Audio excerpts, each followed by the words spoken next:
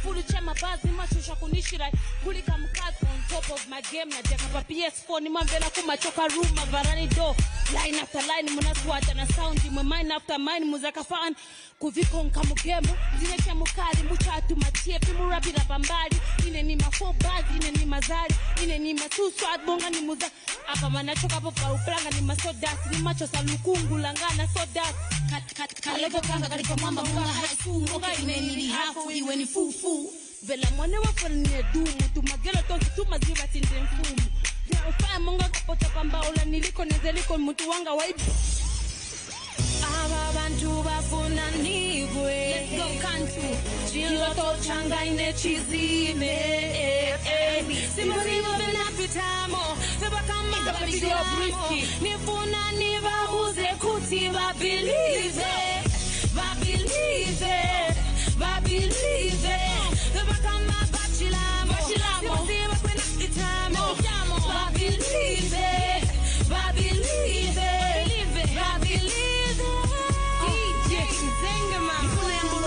Dasa wa mampi swallow blue lights ya bigubi na mapati but sinenze happy mumsima mukati nenzo kabiro flow anoti kunkala papi moyo ndani na buka rafo but anishiachi tika kunkani ya baso hook me cool skills and I showed my skills sign deals hope manje nizangara mu my shoes after some months nangana na alpha mamuta ya feature hoping nizatauka mixing binena chikondi vafauka skills anijuba alpha vanduka back to square one na yamba futi haso cypher kids na kasau kama fasha kubunga anicheza na studio kama weekend na promo feed demo audio busy pa beat and record that a hit alpha camera to my phone let me fully hit title ni blame that I need you to put a vest on hii nyimbo ni hapa street for real after that ya nyimbo ina blower zina ya pita ma pressure ya mbasova na joy na young energy kazula katoba nasu kubwela mvula kazula kazasoba one night chilling and not meet alpha Johnny C toast up mistake vende vina ni chitikila go for big Johnny C sanga kane tienze mistake after party taenda bond to sleep over my light razimia Johnny C all over kwenza situation ye inaleta boza kulengeza mafans wanga mayambo ni nyoza